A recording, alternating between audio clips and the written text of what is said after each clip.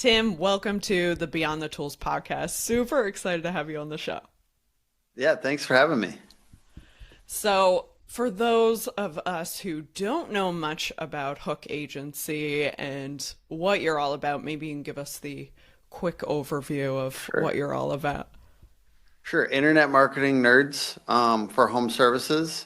And we're on Google stuff. So we're very specialized in Google Ads, SEO, PPC. And now we've added like Google Maps and local service ads, but very Google specialized. It's a 30-person team right now. We're hiring 4 more people. And kind of like, I think we might go to like 40 in 2025 if this early part of the year is any indication, because it's kind of going nuts. And yeah, 8 years in, run it with my wife. And I like to think of ourselves, we've really, our core value is scrappy. And I mean like resourceful and like getting shit done is like really central to our business. And we try not to get too fluffy. Yeah, Yeah. I love that. I think that's a great core value to have, and I'm Yeah. sure we're going to dig into those things a little bit more. But I'm curious, how did you get started? I think it's always interesting to hear Yeah. somebody's background.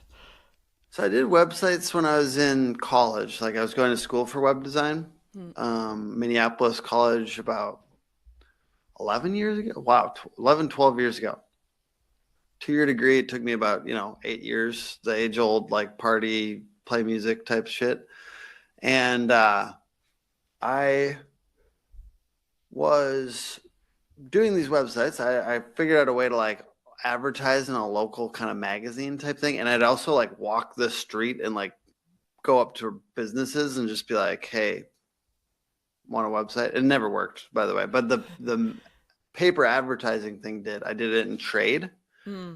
Um, and that worked. And I got a few clients from that. And one of them was a local, and I was super excited about it. It was a local theater, varsity theater, which had like rock shows. And so I remember like bicycling to that appointment and like selling what was essentially like $250 a month for a website type thing. And I was like, I pitched so hard and I was so excited. And I was like, literally like got my own little tiny office and shared with a bunch of other people. And it was such a like big moment to be able to get a few of those first clients. And then graduated from college, I felt like you have to go get a different job, right? Like you have to go get a real job. You can't just be like make your own business out of Yeah. college. So I went and got a real job, and I kind of knew that I wanted to have my own agency one day. And then 3 years in, they did promote me a lot. I got to be like marketing director. These small businesses, marketing director, Yeah. out of however many people we had, but I felt like they weren't specialized in anything. So when I went out on my own, like kept services very tight. And then when I was starting to like branch out a little bit, I made niche happen. Like I basically had a business coach that said, you need a niche. Right. I had 3 niches to begin with, which it doesn't count as niching. It was like medical and financial and construction. Right. All very And so different. that's not a niche. um, Small business is my niche. No, I found that we liked the contractors a lot. And then in 2021, my wife was like, I hate all this other shit and we're not very good at it. And please, we're setting a date. So we set it for July 1, Mm. 2021, that we are only going to work with contractors and home service businesses. And so that has made all the difference. That moment, like in doing that, has been like the biggest thing that we've done that's created momentum. Hmm. So niching down, because that was such a moment, one for your sales and marketing, right? To have a Right. niche. And home service businesses, you have niches too, right? Like different types of jobs that everyone knows to refer to you, Right. and you're a specialist at those types of jobs. And then it's good for sales and marketing, but then it's also good for the internal team, right? That's getting the work done, because they're like, oh, I know how to do this. I don't have to learn how to do this every time I'm doing it for a new type of thing. Yeah. And so in that, we kind of created more of we're known for doing excellent work Hmm. because the work was better because we weren't constantly learning a new type of customer. Yeah, yeah, it definitely gets exhausting trying to learn all these different industries and business models and that side Yeah. of things.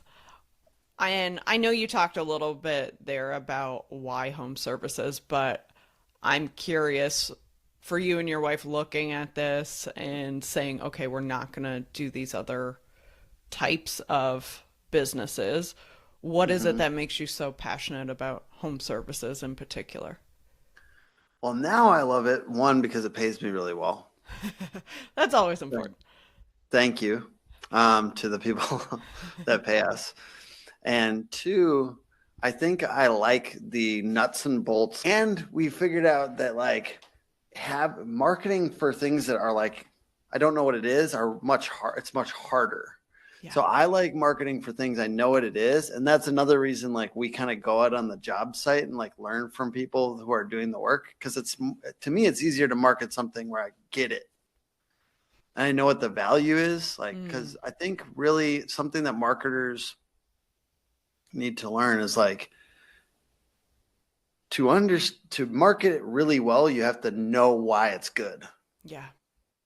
And why it's good is partly because of the way things are done. And like you don't know it until you look. We don't shadow every client, but if you were, let's say you're an early marketer and you could to go out and really spend a day with somebody and like, why is what you're doing special here?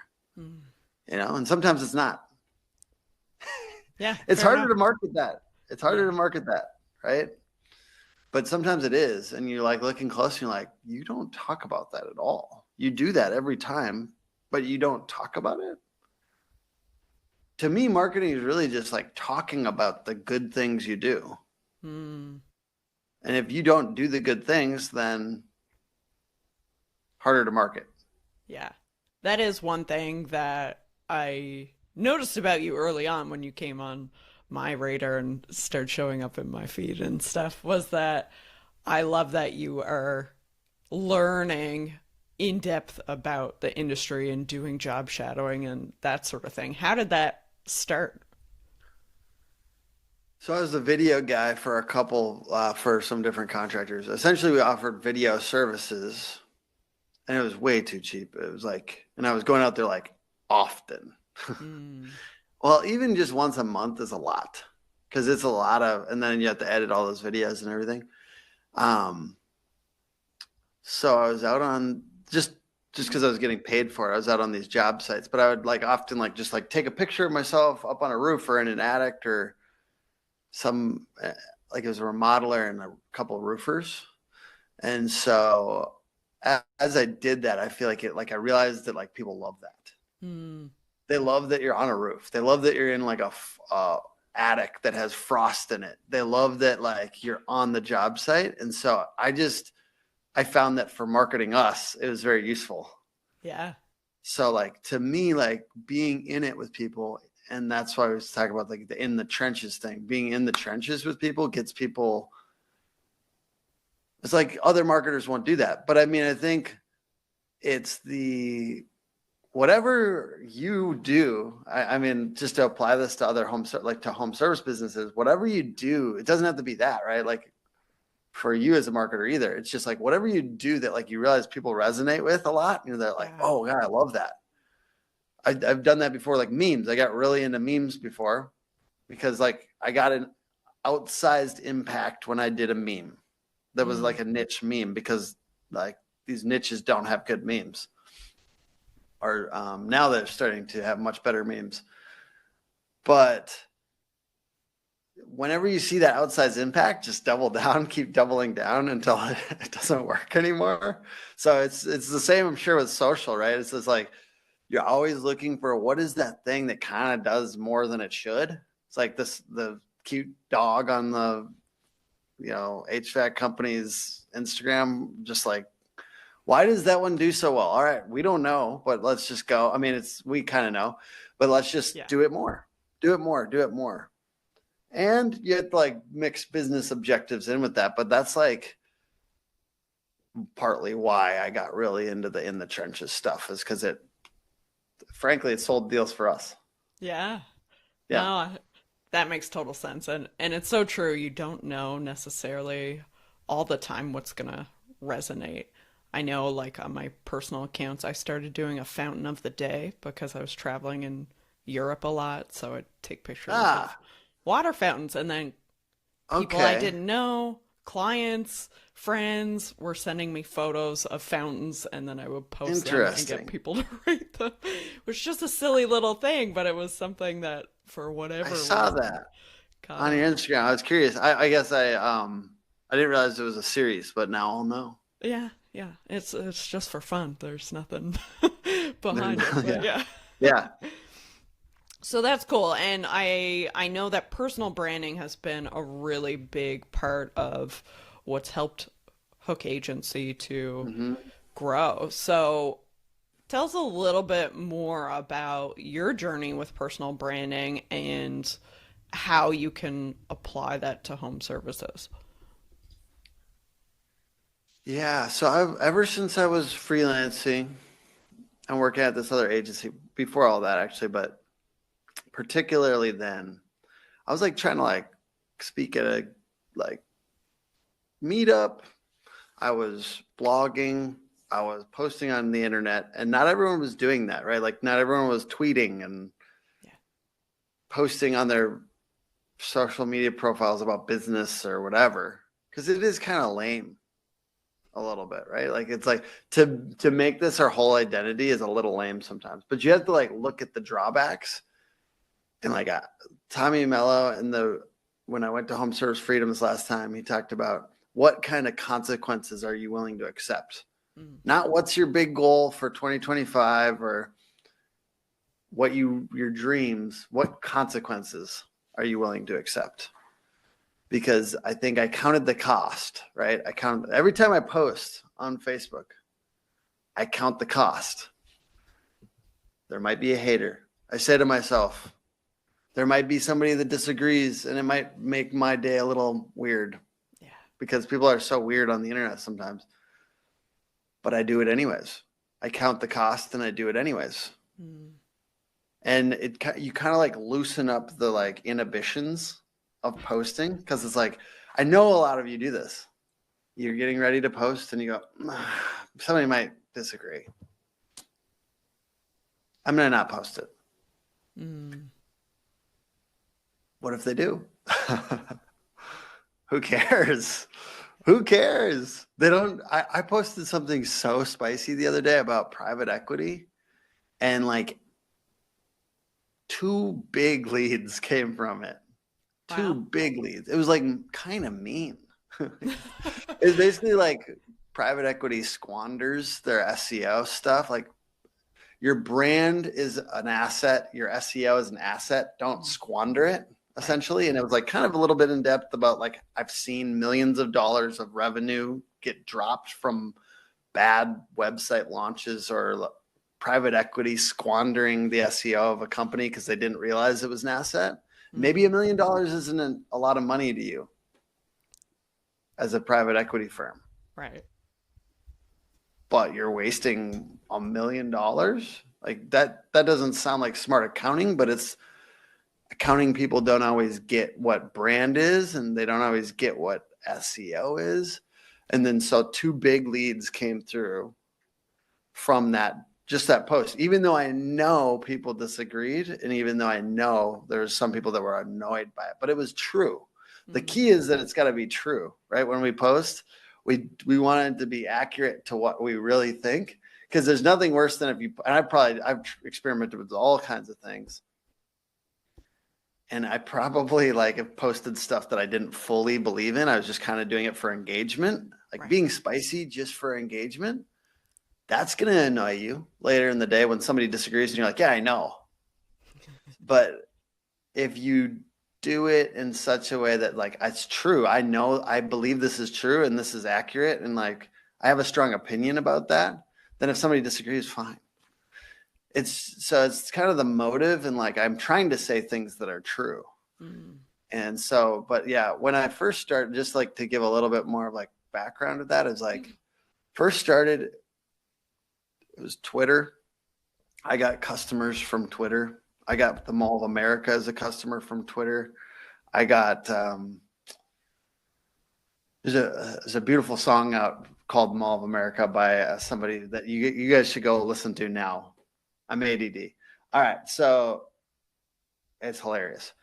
But I love it. I We got were the Mall of talking. America from Twitter. I got like other big clients from Twitter, interestingly. Like I was just tweeting a lot and basically being aggressive. And then I went to LinkedIn. I got really into LinkedIn for a long time. And I realized a lot of the contractors that I'm targeting are not on LinkedIn. Hmm. And I saw another guy, and this is like 2020, and I saw another guy on Facebook just like doing these long value posts on Facebook. His name is Joseph Hughes. And he works like as a coach kind of for marketing. Anyway, so I saw all these big posts and I was like, God, this guy's annoying. He's posting, it's like business, it's Facebook. But then I realized like, I'm going to stop hating and start participating. Hmm. And so Well, some of you might be watching a competitor do some shit that you're like, a little lame, but they're getting a lot of business from it. yeah. You know why? You know why you know? Because they're still doing it. It might be lame.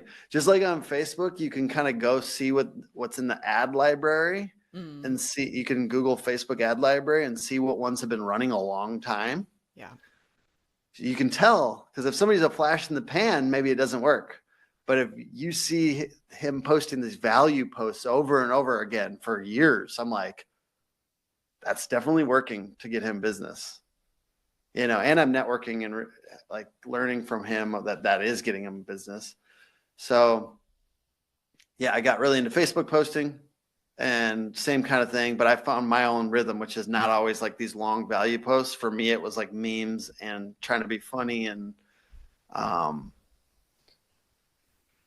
videos. So I just kind of like figured out what do you have as assets that you could use kind of leverage the same thing. I don't always feel comfortable writing long post, but it does work on Facebook. That and then like with the color background and like asking a question or saying something that it is true to say things out loud that people will disagree with or that questions that people want to answer. It drives a lot of traffic. But personal brand, because Facebook screwed us all on the company brands because you can't post stuff. No one cares about company brands, basically, in my Hmm. experience, unfortunately. And so I maintain mine. I think it needs to be professional, but I really strongly recommend that people look at personal brand and see if they can leverage it. Hmm. Were you always this comfortable putting out opinions and putting Yeah, yourself out there? absolutely not. No, it's so uncomfortable. Yeah, I think people assume that. Like when somebody Hmm. is doing this, they're like, that guy must think he's something, right? Yeah. Like or like, oh, I guess that guy probably likes the way he looks and sounds and stuff like that. And it's like, I cringe every time I see my own shit. Like, Yeah. but I just don't worry about it because that's the consequence I'm willing to accept. Yeah. And then it's like, okay, then stop thinking about it. Just do it. Yeah. Like, stop caring. It doesn't matter because the result I get is I'm willing to accept the consequences, and the result I get is more leads. Hmm. So I like the leads. So I'm always going to do the thing like that gets me the more leads, even if it's really annoying and uncomfortable. I also don't like to go to in like trade shows, but if you're going to home shows or whatever, like I don't want to do that. That's not my preference for things to do with my time. However, I do the hard things that get the results. And then eventually you learn to love the hard things. Yeah.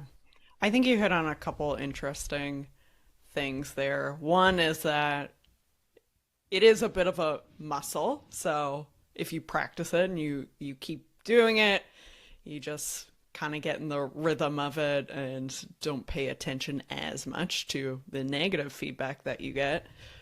But also, when you get positive feedback, that definitely, I don't know about you, but that definitely for me motivates me to keep doing it because I'm Mm. like, Oh oh, yeah.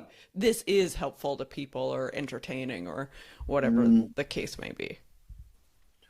absolutely. I always cut that. Like when I get a negative comment, it negates like 30 positive comments for me. I'm just like built like that. Yeah. So I would encourage people on that. So I just got one yesterday and it said I was talking over the person, which is definitely an actual flaw of mine. It hurts when it's real, right? Like, and I was interviewing somebody at a trade show and I was talking over them, which is correct, but it hurts way more because I know it's a big flaw of mine, Hmm. and that one stings. But like back in the day, it would mess me up. Like stuff like that would mess me up for a week, Yeah. and then like a year or two ago, it messed me up for a day, and then like 6 months ago, because I tried to go viral a lot and I learned how to go viral, and I've gotten probably like 80 million views over this last year, which is nuts. There's so much negativity though. And honestly, part of it is because of that negativity that I was able to get that many views. It's true. And now it's down to like 15 minutes. Or like it kind of lingers a little bit, but it's gone. So the more you get, the less you care. Yeah. You still care, but it just affects your behavior less. Because I'm not gonna like I don't even like tell my wife about it anymore. I used to be like she hated it because she'd be like almost like stop posting because you are annoying when people hate, you know. And so now I'm like I don't even like care that much because I stopped talking about it. Yeah. Oh, that makes total sense. I am curious, I guess, how, as you've grown, have you found it difficult in some cases where when you build a personal brand, a lot of the time, then everybody wants to work with you specifically. I That's a great wonder, question. how have you managed that as your team Mm. has grown? So one thing to note is as you get out of that, if people do request it to be you, like for instance, somebody did that on a sales call recently, like I only want to talk to Tim or something like that, and I'm like no. It's Uh, flattering, but yeah, no, not really anymore. yeah. I'm over that period now. Like for like a while it was, and then now it's just really annoying. Hmm. Um, because literally everybody on my team that like you would talk to, like for instance, like Sydney, our salesperson, who's just right out here, like she's better Yeah. than me at like one sales, but at two at communicating expectations, and I'm bad at it. Like I'm actually bad at it because I'm like being all friendly and I'm like trying to be a Yes. consultant. And so I really like passing off those people. Now there are some complex sales where it makes the most sense. But as far as like the work and stuff like that, I'm just very clear in the sales calls if I do have them that I'm just like, so you wouldn't be working with me, but then I introduce them to the person that they would be working with. So introducing somebody I think is the best way, especially the person that they're going to be working with. So yesterday was a big prospect from that private equity post that this is all the story, right? And I just brought him in. And as he's talking to them, I'm seeing them because he's like, I've got boots on the ground. This is the real situation. Tim might have told you something, but this is the real situation, you know? So I think I just like to introduce the people that they'd be working with. And another thing is personal brands, trying to get more and more people's personal brands out there. As you Mm. might have seen with other people on our team, like putting their faces out there, getting them interacting with people, getting them to do content. So a goal for this next year for us is really around getting more faces and people on video. And you can do that so simply, right? You can set up a 10 interview or 10 question interview that has like kind of hooks and like I like a hook and then a curious lead in, right? For a reel. So like an example, like sorry, I'll finish the thing and then I'll come back to this so that I'm really weaving here. You got the 10 question interview that they could do once a quarter. And then you have 10 videos, 10 reels that could be a minute or they could be 30 seconds. They can be quick. It can be 20 seconds. It can be 15 seconds, right? Of a quick answer. And it's got a hook.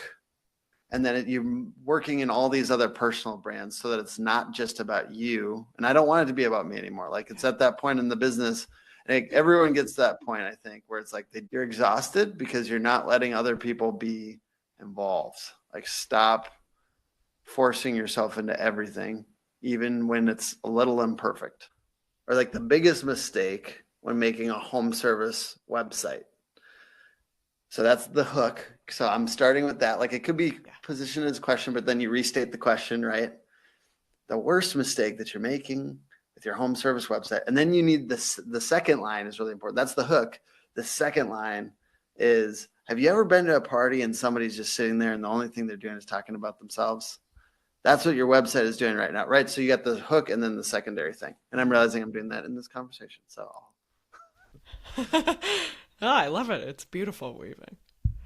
And yeah, that makes a lot of sense too, because I think what I hear a lot from home service business owners is like, I'm not super comfortable, but I got a great sales guy.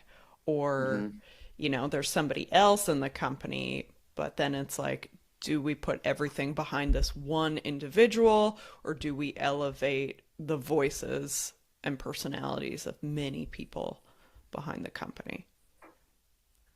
I think sales should dictate that. Like I'm a big advocate for sales being more involved in marketing.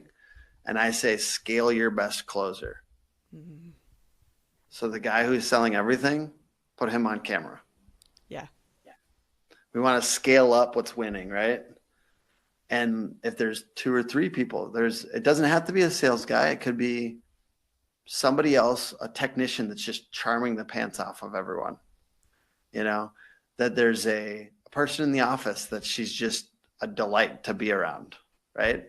Those three people, that's a squad. That's all you need for social media. Like Yeah. those three people. Don't put the guy on that doesn't have anything better to do, that hasn't sold anything in a month. No offense, like love that guy, train him up or get rid of him or whatever. But the point the point is we need to put the people out there that we know already are doing well in person. Mm, yeah. Getting to 30 employees over the last 8 years you guys have been in business, obviously there are significant hurdles in leading people, finding the right people, all those kinds of Mm-hmm. things. What has been some of the most surprising parts of managing people and growing a team? It's hard to make culture. It's literally just like a group of kind of friends, it's not culture per se, but trying to create any kind of momentum after it was beyond my personal skit, like sphere of influence, right? I've got my personal sphere of influence. It's pretty good, but at a certain point, it dissipates, right? I can't make a personal impact on more than 8 people, for instance. I once had a dream. It was Gary Vee, and he was a cardboard cutout in a grocery store, and he's like, "You can't raw your way past 7 people." And I remember that it like stuck in my mind, and it's like, there's got to be something more substantive as time goes on, and like what is it like there to me it was like a motto, it was core values, it was our mission. It's like story brand helped with that, traction helped with that, and trying story brand helped because it's like we need there to like we created a mission, right? Like that was for the employees, so more and more employee branding, but then more and more like this is the direction we're going. EOS has like a vision traction organizer, which puts your core values and everything else kind of, and then we put it up on the wall. We found like a big whiteboard version of that and put it up on the wall with everything. We honor core values and give them money in front of everyone. like when people are really like kind of doing the core value, exemplifying that. And yeah, but I lost a lot of people, great people in the process of trying to learn all that, right? There's a lot of people that left the company that might have been good or were awesome that I didn't have enough culture. I feel like it's a muscle too, right? Like to be able to create a company that people want to stay at, it has to be cool.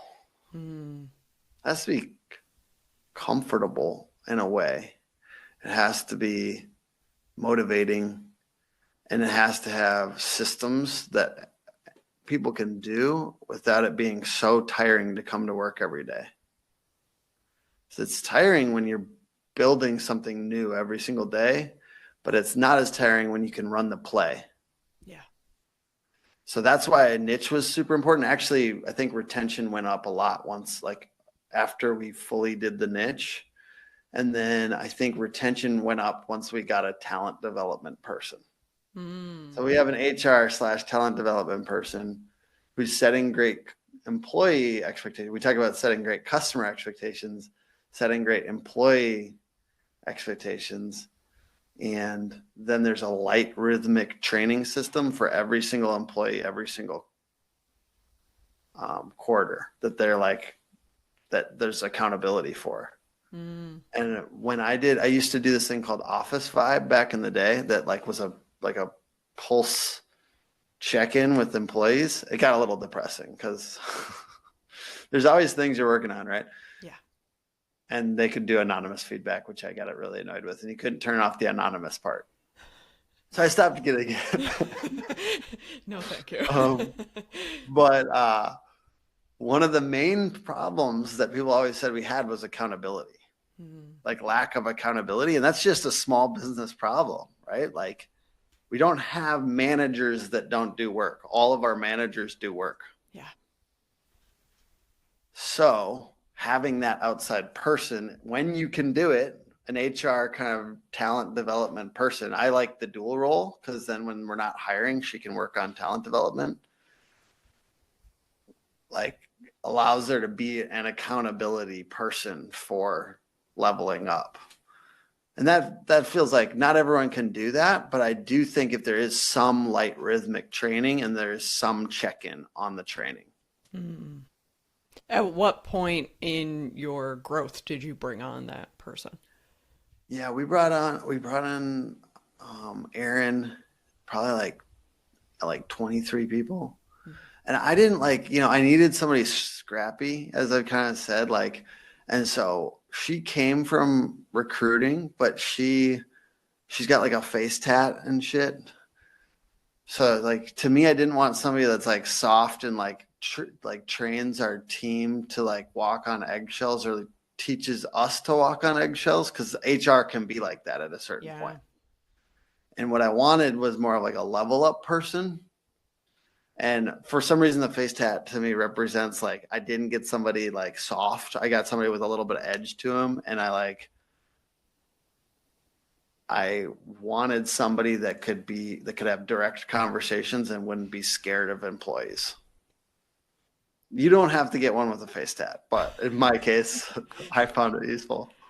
Well, that makes sense. I mean, if you're sensitive to what people think about you, you're not going to get a face tattoo. So I think that's a perfect fit. By the way, it's crazy how cool she's a badass, obviously, with the face tat, but she actually got the hook tatted right on her hand. Oh my God. So wow. and we have actually had 8 people tattoo the logo on them, which it's like a major transformation from where our culture was 5 years ago, where no one would have gotten this tattooed on them except maybe me and my wife. And now people want to do that. But LinkedIn hates it, I will say. I posted a picture of all of us getting our tattoos on us, and there's a bunch of people oh, from healthcare companies, actually, now that I think about it. That's why you got out of that niche. Yeah, that is that it was like a cult and stuff. It's like technically, yeah, but don't tell anyone. That's amazing. Yeah, My that's all I brain got. stopped working. Yeah, yeah, yeah. Technically, yes. Yeah, sure. I guess if you want to call it that. Like to me, like there is something beautiful about like getting a little culty. Like and like for the listener, like Crystal's not agreeing or disagreeing here, so don't worry about it. I'm just talking, which is just like I just feel like if you can get close to that, it's positive. Like I think there's so many. I do study cults, by the way. Oh, they're We're fascinating. going down a very weird road here, but I study them because I'm wondering, like, how the hell do these people get loyalty? You want loyalty on your team, Mm, and it's like, how do you get loyalty? Like, and you would know it's absolutely not a cult if you came in here because people talk like back to me and stuff like that. but there's like this like mindset. Like my mindset is like, how can I create loyalty in my team? How can I? And it comes down to like brand. I do think social media helps. yeah. Like everything you do for clients, like to create a company that looks kind of good on the internet helps create loyalty. People don't want to work for a company whose Instagram is dead these days. Yeah. And I think that there's a desire to be part of something bigger than ourselves. And we all want that to some degree. So if we can create that with swag and create that with wellness initiatives, like I've got like, we do lifetime fitness for people. We do meditation app for people, like I'm trying to create this like, God, why would I go anywhere else? It's so good here. Like I Yeah. want to work at a place that's helping me level up in life, not just my career. It's good when no one wants to go anywhere else because it's like it's too good here. Why would we leave? That's what I want to create at my company. Yeah, and I think to compete as an employer these days, it's almost a necessity. Okay, so Tim, we talked about personal branding and growing and the importance of culture. I guess thinking about the home services industry in 2025, what do you think is the number one thing that home service companies need to do to thrive in the next year? Hmm. Take more insights from sales and incorporate them into marketing because your sales team is getting the exact way people are buying and not buying right now. And you're not passing that back to marketing. You're letting marketing kind of do its thing out here for fun. You're acting like it's not a serious thing. It's very serious and it gets more and more serious. And you can get your prospects closer and closer to closed before they get to you if you pass those insights back from sales and into marketing. For instance, if a prospect is saying, hey, I wish you would have brought up financing earlier, I would have said yes right away, right? Like, how are we not talking about financing more on our social media? Mm, Because y'all are scared of money. If you're scared of money, stop asking sales what's closing deals. If you want more money, ask every week because they actually know what's closing a deal and you have to like ask in the right way, like keep on asking and ask on a rhythm, but like what closed that deal and then use it in a video. So what's closing deals? Make a video. What's closing deals? Make a social post. Marketing isn't a separate thing. It's just sales at scale. brilliant. I think that's an incredible tip. So thank Thank you. you for sharing that. Yeah. So, Tim, for anybody listening that wants to learn more about you, what's the best way that they can connect with you? I would love it if you connect to my personal Facebook Yeah. at facebook.com/Tim Hook. And my last name is actually Brown. It's actually Tim Hook Agency is the Facebook. Facebook.com/Tim Hook Agency. But I'm on Facebook as Tim Hook. in home services.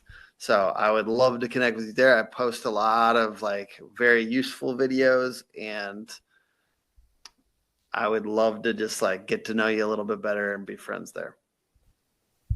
Amazing. We'll post the link in the show notes as well. And yeah, Tim, I had to train myself to be Tim Brown, Tim Brown, Tim Brown, not Tim Yeah, yeah, Brown. yeah, yeah. So that's good. It's memorable. Well, awesome. Thank you so much, Tim, for being on the show. I can't wait to hear the feedback from our listeners. I know that you delivered so much value today, and we had an awesome time. So thank you. Absolutely. Oh, by the way, you don't actually have to remember where my URL is. You can just Google Tim Hook. That's the good part. But if you Google Tim Brown, there's like 50 of them. So in this case, I'm like the first thing. So Tim Hook, and you'll find me. That's that SEO at work. Yeah. Awesome. Thanks so much, Tim. Yeah. Thank you. Bye.